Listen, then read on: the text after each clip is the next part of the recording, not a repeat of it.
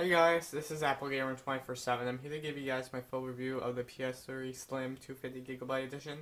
This is the newest version of the PS3 Slim. It's different from the 120GB because it has a little bit bigger hard drive, hence by the title. But anyways, going down to the console, it has a new design from the old PS3, the 80GB, and the other ones had the shiny piano black finish, but this one, Sony went with a matte finish that doesn't attract as much fingerprints, but it does attract smudges. So after a while, you might take a little clean cloth and just wipe it down every once in a while.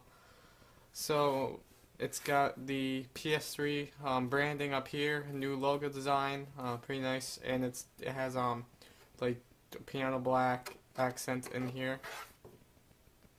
And the metal part down here is your Blu-ray slot loading drive, the big Blu-ray games and movies. You get your power button and your eject button. Now these are different from the 80 gig as well because the other one had touch sensitive buttons, but these are physical buttons. I bet these are a little bit cheaper to make and you don't have to go through all the features of the touch sensors. Now down here you get let me just res it up. Two USB ports, if you guys can see those. Hard drive indicator light and a Wi-Fi light. And here is the 250GB user replaceable hard drive. Which is nice about the PS3 because you can also add in like a 500GB drive or even a terabyte if you even wanted the extra space. So the way you do that is sorry if my head gets in the shot, but you gotta take it, put it on its back. And you see this little door here.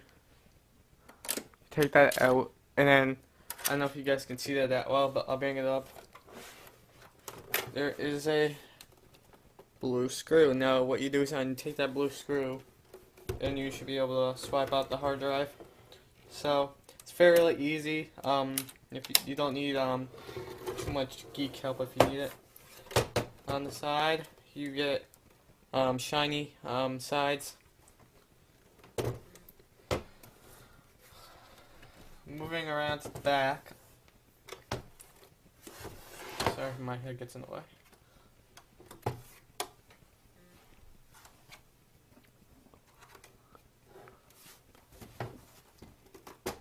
Probably can't see it as well, but sorry about the noise.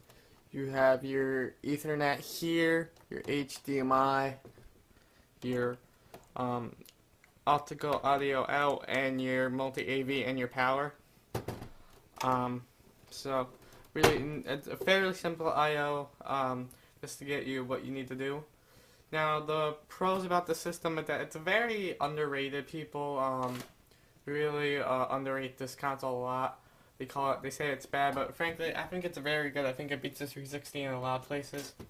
I do like the PlayStation Network. I think that's, twice as fun as, Xbox Live. I don't experience any lag or anything, or any disconnections as I did with the 360 because the 360 had a problem with my Apple router, and I had to change some settings on the Apple router to make it work with the 360. But now with the PS3, it just worked out of the box. What's also nice, you don't have to buy a Wi-Fi adapter. Now the cons of it are this metal with the buttons are. It attracts a lot of fingerprints, as you can see, a lot of smudges off fingerprints. So again, you might take a cloth and wipe that down. And I think the chrome should be left on cars, not on game consoles. So that's what I always say. Now moving on to the controller, it's a very simple controller. You get your PS button, which sort of acts as the 360 guide button, also turns the controller on. You get your X, circle, triangle, and square, 2 analog sticks. Sorry guys if it's the whole controller's not in the frame. The D-pad, which is pretty nice. It's a raised D-pad. And you get your bumper buttons up top.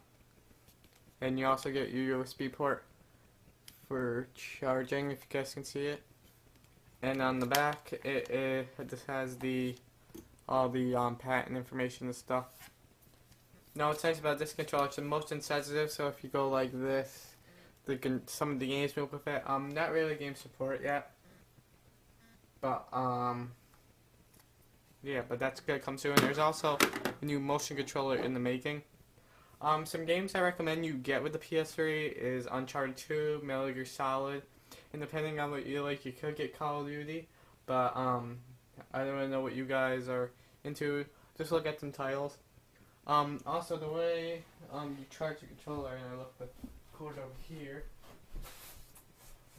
is through a USB cable.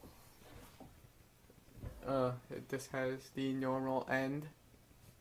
And then it goes to a mini USB, which is right there. So if you guys are looking to buy a new game console, or if you're in the market for a PS3, this is a good value. If you want the extra space and you have the extra money for it, go with the 250. But if you really don't need it and just looking for a cheap Blu-ray player, get the 120 gigabyte. Because that's what most people do nowadays with the 120 gigabyte, is they use it as a Blu-ray drive. Actually a Blu-ray player, I should say.